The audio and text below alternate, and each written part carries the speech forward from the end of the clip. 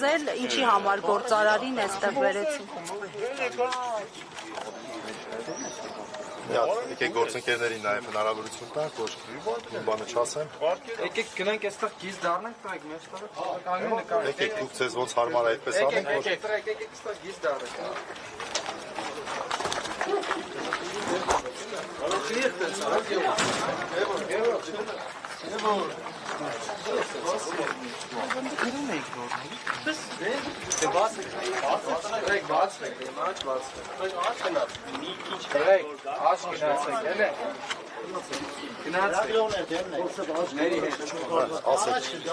Ի վերջո, ինչ պարզեցիք, ինչի համար էր բերման ենթարկվել, ինչու էր ձեռնարկվել։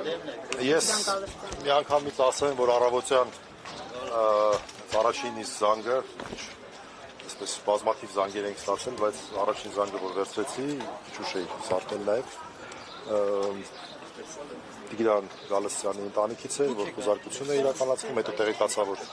ոչ միայն Երևանում, այլև բազմաթիվ այլ վայրեր, խոսքով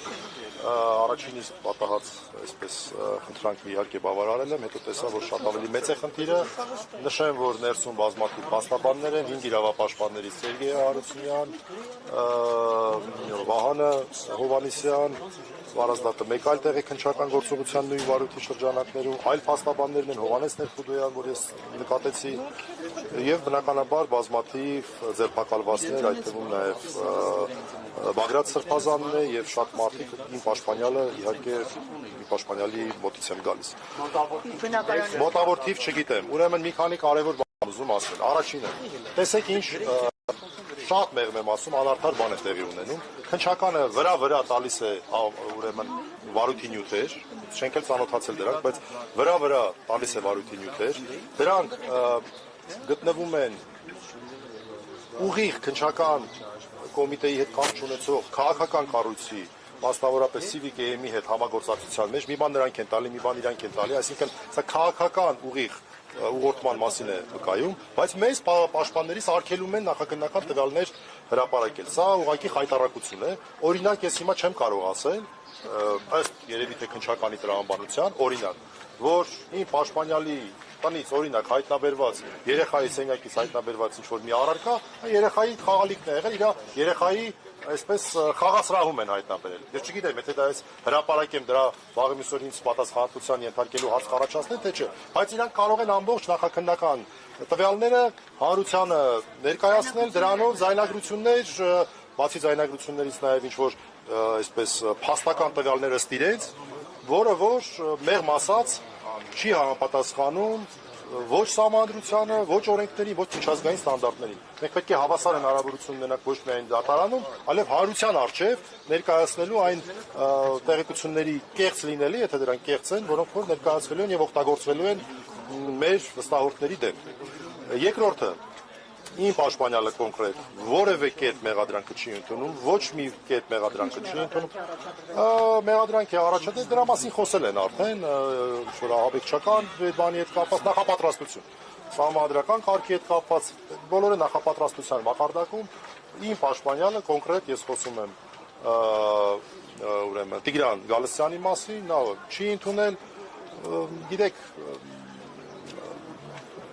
նորից նույն բանը ասեմ, որտեղ վստահ եմ, որ շատերն են դրա մասին խոսել, սա ակնհայտ քաղաքական հետապնդման տարեր է պարունակում, ակնհայտ է ամեն ինչ, ես նաև հիշեցի, որ վաղը Ադրբեջանի զինված ուժերի օրն է, ինձ թվում է Նիկոլ Փաշինյանը նվեր է մատուցում նաև ադրբեջանցիներին, դրանով շնորհավորելով այն զինված ուժերի մի խոսքով հասկանալի է։ Իսկ միջնորդություններ խափանամիջոց կանանալ։ Վստահ ենք, որ լինելու են, բազմաթիվ են քաղաքացիները, մենք չգիտենք դատարանները, որոնք են լինելու, կարծում եք մեկից ավել դատարաններ են լինելու, դրա համար ճիշտ է, որ մի պաշտպանը մեկից ավել պաշտպանյալ չունենա, որտեղ միաժամանակ կարող է լինել, խնդիր կարող է առաջանալ։ Ուրեմն այս պահի դրությամբ այսքանը կարող եմ ասել, եթե լինեն լրացուցիչ տեղեկություններ, բնականաբար մենք կհայտնենք, ուրիշ ինչ կարող ենք ասել։ Այսքանը։ Տիգրան Գալստյանը այս նույն գործով է անցել։ Այո, մեկ վարույթ է։ Ես չգիտեմ նույն բոլորին նույն մեղադրանքն է առաջադրվում թե չէ, բայց վարույթը նույնն է։ Ինչով է հայտնի Տիգրան Գալստյանը, ինչ բիզնեսով է զբաղվում, որովհետև նա հանրության համար կարծեք թե անծանոթ։ Գիտեք, ոչ միայն հարության այստեղ ձերբակալված են ոչ միայն հարությանը հայտնի մարդիկ, այլև բազմաթիվ հարությանը անհայտ մարդիկ։ Դա ես չեմ կարող թիվը ասել, բայց վստահ եմ, որ 12-ից ավել են։ Ամեն դեպքում են բանից հետո է առավոտից է զանգեր ես ստանում, 10-ից ավել ես հաշվել եմ։ Ամերիկան 3 հեղաշրջման պլան, այսպես գնահատականը հնչեց, քրեական վարույթը ուղարկվեց ըստեյության քննչական կոմիտե, վարույթը նախաձեռնվեց, արդեն առավոտյան սկսվեց գործընթացը։ Կարող ենք ենթադրել ընդդիմության գրպանը պլան են գծել, հա, այսպես որակում։ Ես կարծում եմ դա շատ ողջամիտ որակում է։ Ես շատ ողջամիտ եմ համարում, նորից ասեմ, այստեղ կան երկու կառույցներ, որոնք որ տեղեկություններ են տրամադրում հարությանը, մեկը պաշտոնապես քաղաքացիական պայմանագրի օրգան հանդիսացող, դա տերմին է, չէ՞, ժամանակ Pravda թերթը կոմունիստական կուսակցության օրգաններ, հիմա այսպես CVKM-ը համարվում է քաղաքացիական պայմանագրի օրգանը, այդ ԶԼՄ-ի միջոցով տեղեկություններ են հրապարակում, հետո քննչականն է տեղեկություններ հրապարակում, բայց մեզ փաստորեն արգելել են։ Ես շատ կարևոր հանգամանք եմ ուզում նշել, որտեղ հաստատ լինելու են, եթե ոչ կեղծ, ապա բոլորեցնող տեղեկություններ հանրությանը, որպեսզի իրենց համար ավելի այսպես շահեկան ձևով տեղեկատվական դաշտը գնա։ Սա շատ կարևոր հարց է, ես նախապես եմ ուզում դրա մասին խոսեմ, ինձ նախազգուշացրել են, վստահ եմ մյուս բոլոր պաշտպաններին են նախազգուշացնելու, սա կարևորագույն խնդիր է նաև լրատվամիջոցների համար։ Եթե դուք չեք հրապարակելու նախաքննության տվյալները, մի հրապարակեք եւ օքեյ, այդ դեպքում դեռ կարելի է մտածել ինչ որտեղ, որ արգելում են մեզ, բայց որ դուք արդեն հրապարակում եք, տվյալներ եք ցույց, ինչպես կարող եք մեզ զրկել դրանց վերաբերյալ ողջամիտ բարձրաբանումներ տալու հնարավորություն։ Այսինքն հնարավորություն չտալիս ընդհանրապես խոսել, որովհետև Դե անունը նախաքննական տվյալներ է, այո, սա առաջի անգամ չի, որ օգտագործվում է, բայց այս անգամ շատ ավելի անապար է, որովհետև նորից ասեմ, ի տարբերություն մեզ նրանք իրենց գործողությունները արդեն կատարում են։ Պարոն Մելիքյան, իսկ ձեզ հայտնի է քննչական կոմիտեի հրապարակած ձայնագրությունները, որտեղ ասում են 2 հոգու պատի տակ գյուլում ես, մի 15 հոգել դնում ես բանկը, պրծավ գնաց, սա բնաջնջվում են, գնդակահարում ես, ընտանիքին էլ փոխհատուցում ես տալիս կյանքի համար, իրենք էլ ուրախ կլինեն։ Հետո խոսվում է նաև մի քանի արժանանոց խմբեր ձևավորելու մասին, գործողություններ անելու մասին եւ այնտեղ լսվում է Բագրատ arczepiskopos Գալստանյանի ձայնը, սա արդյոք խնդրահարույց չէ, դուք սա ինչպես եք մեկնարկում։ Սկսենք դրանից, որ մենք այս պահին ունենք, ընդհանրապես ես նախ ծանոթ չեմ դրանց, ժամանակ չի եղել ծանոթանալ։ Երկրորդը, ես ձեզ հավատացնում եմ, որ օրական ես տասնյակ անգամներ եմ լսում խոսակցություններ մոտավորապես նույն բովանդակություն, որովհետև մարդիկ այսպես քաղաքական առումով իրենց փակուղու մեջ են պատկերացնում։ Ես չգիտեմ, ես կողմ չեմ որևէ բռնությանը, եւ ես չգիտեմ այդ ինչ խոսակցություն է դա, ով է ասվել է, չի ասվել, բայց գործի հետ է կապված, եթե դուք փաստաբանն եք, ինչպես կարող եք այս դրվագը աչքաթող անել։ Կրկնում եմ,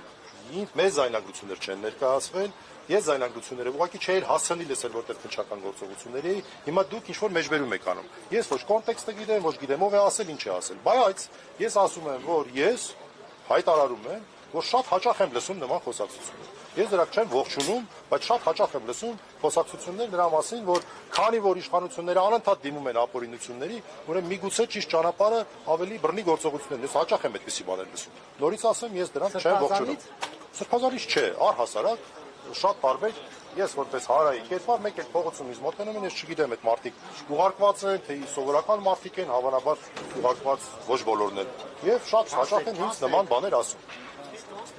Ես ուզում եմ դա ասել, թող մեր քաղաքացիներն էլ տեսնեն, թե այդպիսի խոսակցություններ իրենց խոհանոցներում հաճախ են լինում, թե հաճախ չեն լինում, եւ այդ խոսակցությունները կարելի է դիտել որպես պլանավոր։ Ներողություն, պարոն Մելիքյան,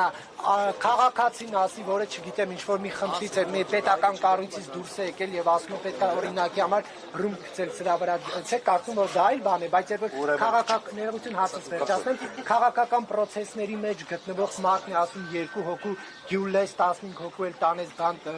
բնաջնջես, չեք կարծում որ դրանց կոնտեքստները տարբեր էլի քաղաքականությամբ զբաղվողին այլ կերպ են կալում, նա դա եղած քաղաքացուն այսպես ասած այլ։ Մենք ունենք հետևյալ իրավիճակը։ քննչական կոմիտեն իր համար ձեռնտու ձևաչափով հրապարակել է որոշակի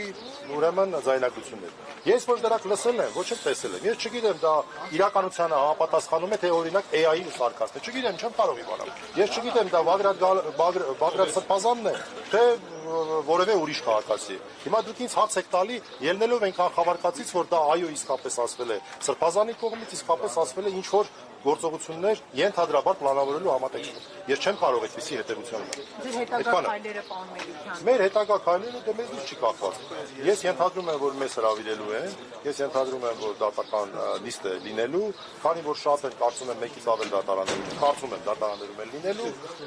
Հա, մի կարևոր բան ասեմ, իրավական հարց ասեմ, բոլորը ձերբակալված են 24 ժամվա ռեժիմում։ Այսինքն ոչ թե 72, այլ 24 ժամվա ռեժիմ ունեն, հավանաբար այսօր երեկոյան ենթադրում եմ պետք է արդեն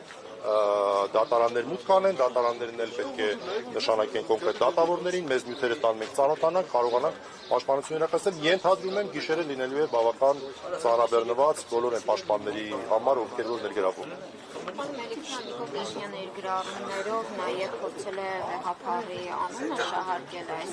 գործընթացի հետ կապված։ Հնարավոր համարում եք, որ նաև եկեղեցին փորձել ներքաշել այս գործընթացին։ Նախ ձերբակալված է, աննախադեպ բան է տեղի ունեցել, ձերբակալված է հայ առաքելական Սուրբ եկեղեցու այդքան բարձր նվիրապետ, նման բան տեղի ունեցած չի եղել մինչև այս, երևի 30-ականներից այն կողմ նման բան տեղի չի ունեցել, բայց բոլորովն էլ գիտեն, որ Բագրատ Սրբազանը ինքնուրույն գործունեություն է իրականացնում եւ եկեղեցու այս գործի հետ կապելը անգամ քննչականի հրապարակած տեղեկություններից չի։ Կաթողիկոսի օգնությամբ է ամենը։ Ուրեմն այդ մարդու հայտարարությունները հատկապես երեկվա խուլիգանական ձևակերպումից հետո ինչ որ օրգաններ ինչ որ մարդկանց ցույց տալուց հետո ես ընդհանրապես չեմ ուզում որևէ կերպ մեկնաբանել։ Նա միայն կարող եմ ասել, որ Նիկոլ Փաշինյանը անգամ իրենց կողմից հրապարակված տեղեկությունների հետ ոչ մի կապ չունեցող տվյալներ է ներկայացնում եւ իր քաղաքական նպատակներով իր ազգակիցների, ես կարծում եմ դա քաղաքական հայ չէ, նա քաղաքական ադրբեջանցի է, քաղաքական ադրբեջանցիների իշա մեր եկեղեցին նսեմացնելու, մեր եկեղեցին գրավելու ուղղությամբ է նաև ուզում օգտագործել այս ակնհայտ քաղաքական Պարոն Մելիքյան, հնարավոր է այդ ձայնագրությունները փորձաքննության ենթարկվեն, բարձելու համար իսկապես օրինակ Բագրատ arczepiskopos Գարուշանյանը։ Չգիտեմ, չեմ կարող ասել, նորից ասեմ, ես նախ չեմ լսել, ֆիզիկապես հնարավորություն չեմ լսել։ Ես նախ ուրեմն հարգելի քաղաքացիներ, ես ուզում եմ արձանագրել։ Ես այս վարույթով ներգրավված եմ որպես Հայաստանի Հանրապետության քաղաքացի Տիգրան Գալստյանի, ով գործարար է։ Չէ, ազգում չէ աշխատում։ Գործարար, հայրեն ասեր, հայ տղա։ Մարդ, որ ես կարծում եմ այդպիսի մարդկանցից եթե շատ լինեն, մենք հիմա այսօրը չենք։ Ինչևէ։ Որը ընդունեցել ասեց ես առնչություն ունեմ, ես հարգում եմ Բագրատ Սրբազանին, ժամանակ առ ժամանակ հանդիպում ենք, ես դա գիտեի այսպես թե այնպես։ Այսինքն դա գաղտնիք չի ոչ մեկի համար։ Այնպես չի, որ այսպես գնացել են եւ այո, խոսքը վերաբերում է նրան, որ այն մարդիկ, ովքեր որ այստեղ են, ես չեմ կարծում, որ խոսքը վերաբերվում է քաղաքացիական պայմանագրի աջակիցներին։ Դժվար թե այստեղ ձերբակալված քաղաքացիական պայմանագրի աջակիցներ լինեն։